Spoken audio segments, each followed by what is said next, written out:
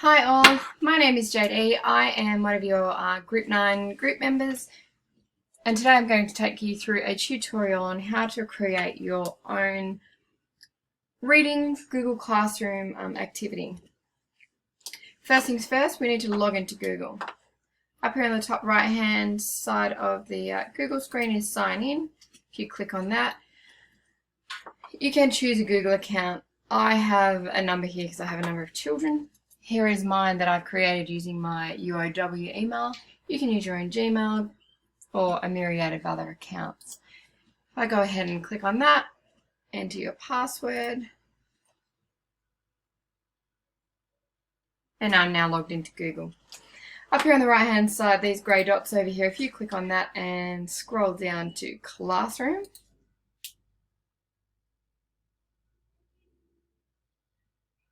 Google Classroom will open up.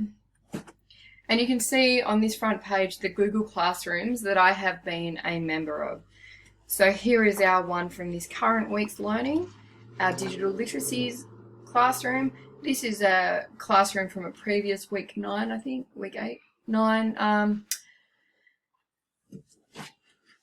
group learning. And this is one of my my fellow group mates. This is one of her classrooms that she was creating. So we're going to go ahead and create your classroom, which you're going to put in your own content. Up here on the right hand side is a plus button. If you hover over there, it says create or join a class. Click there and click here to create a class. You can go ahead and read this information. It's obviously about using classrooms at schools.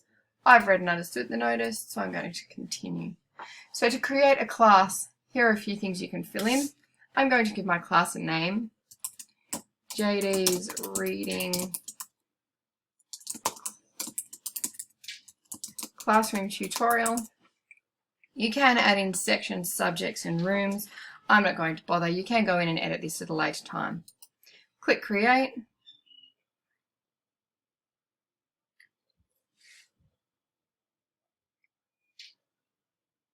And there's the classroom.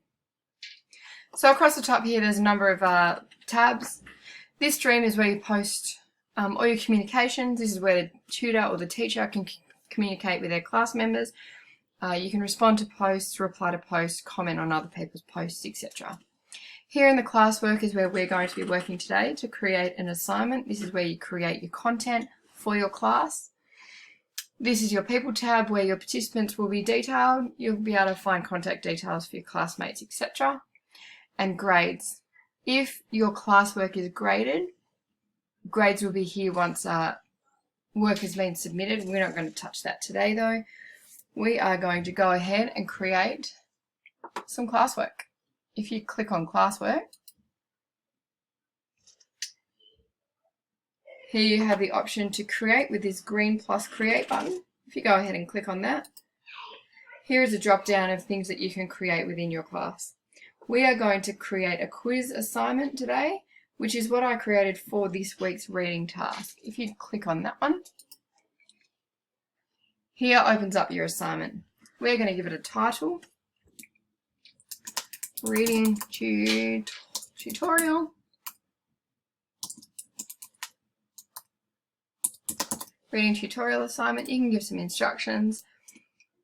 Read this week's reading available at the link below. Then complete the reading quiz. So read this week's reading available at the link below and then complete the reading quiz. So at the moment we have a pre-formulated blank quiz here, but we need to first add the reading. This is what the people are going to read before completing the quiz. If you click on add, you can see a number of things you can add. You can add content from the Google Drive. You can put internet links here. You can add a file that's already on your computer, or you can add stuff from YouTube. I'm going to create a link, and I've already copied the link to the reading from the UOW library. So if I hit go add link, Here you can see the log-on page. I don't know if you can see that little thumbnail picture. That is the log-on page to the library on UOW's website. When our students click on that, they will come up to the log-on page. They'll enter their details and they'll be able to access the reading. So once the reading's in here, we've then told people they need to go complete the quiz. We're going to go and build the quiz. If you click on blank quiz, a quiz form opens and we just build our questions in here. We're going to give our quiz a name. We are going to call it Reading Tutorial Quiz. And if you like, you can give your form a description. I'm not going to bother. Now we need to build our questions. This will be our question 1. What is the meaning of ... Over here is a little button for if you wish to upload a photo or a picture for your quiz question. If you click there, you can see that you can upload, drag and drop files from your computer, from your camera, by URL, photos, Google Drive, Google Image Search, etc. I'm not going to put a picture in for our question today, so I'll just go ahead and close this. Over here, if you click this small arrow, you have a drop down of options for your question type. In the reading task or activity that I created for this week's material, I've gone with short answers, paragraph answers, and multiple choice. Obviously, you can see a range of other options there. I'll go through and create one of each of these just to show you how to do it. Our first one's going to be a multiple choice. You simply go and type over the words option 1 for your questions. The meaning is, and another option, another meaning would be, and a third option, the actual answer is. So these are the 3 options you can give people. And again, for each one of these, you could put in a little image. You could add an image for each potential answer. Now down here along this bottom, we've got answer key. This is where we are going to go and populate the actual answer and assign any point. If you'd like to assign points, you can. If you would have non-graded, that's also up to you. So if the meaning is the actual answer is this one, you click this one, it'll turn green. That means that is now the built-in answer. And you can enter feedback. So for incorrect answers, if your participants answer the question incorrectly, they may get the actual answer is blah, blah, blah. If your participants answer the question correctly, they may get a response, that's right. You can elaborate, you can add links, you can add pictures, whatever. We're going to hit save. So now we can see that the correct answer for this question is this one. Here's what those that get the answer correct will see. Here's what those that answer their question incorrect will see. Along here, we can duplicate this question. If you want the next question to be almost the same, just change a few things, you can duplicate the whole thing. You can delete it, and you have the option to make this question required or not. Participants, if it's required, have to answer the question. They must answer every question that is required before they can submit the quiz. If that's off, they don't actually have to answer the question. Now I can go and create our second question.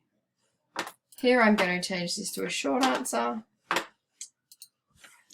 Is the following is the following true? No, that's not. A short answer could be, what is the answer to blah, blah, blah. Here people have to type in a short answer text. You can't see this. You can put parameters on this short answer to say the number of words, or so the length is a maximum character count. I don't know how to I just drag my, there you go, you can see the whole question now. So you can change this by length, expressions, number, text. You may need an answer with text containing a certain word, etc. And again, we're going to put in the answer. So add answer feedback. The answer to is blah, blah, blah. Again, you can add links, etc. Save. So you've got a short answer question in there. We're going to build one further question, which is going to be a paragraph. The question, describe the effect of blah, blah, blah.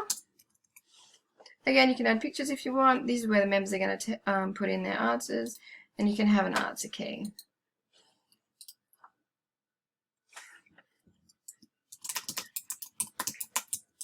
Here you can elaborate on what you would have liked them to answer. You can put in direct quotes from the text, etc., etc. So, assign points, 1 point, done. Right, there you go. We have created a quiz with 3 types of questions. One quick thing that you can do, over here on the top right hand side, you can customize this quiz. You can customize the theme, changing the color. I'm a big fan of pink, so I'm going to go ahead and make it pink. And I might change the font to this one called Playful, and done.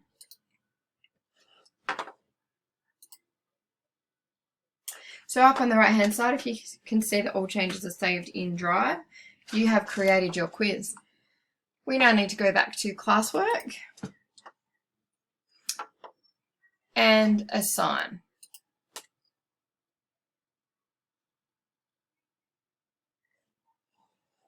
Yep, got it. We can add a topic if you like. I'm not going to.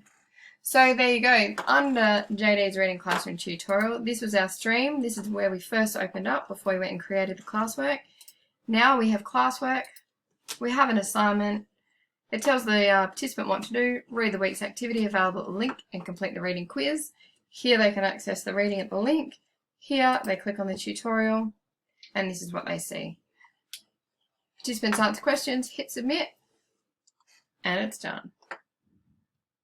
Thanks guys. As we've detailed in the H5P, if you've got any questions, hit me up. Good luck.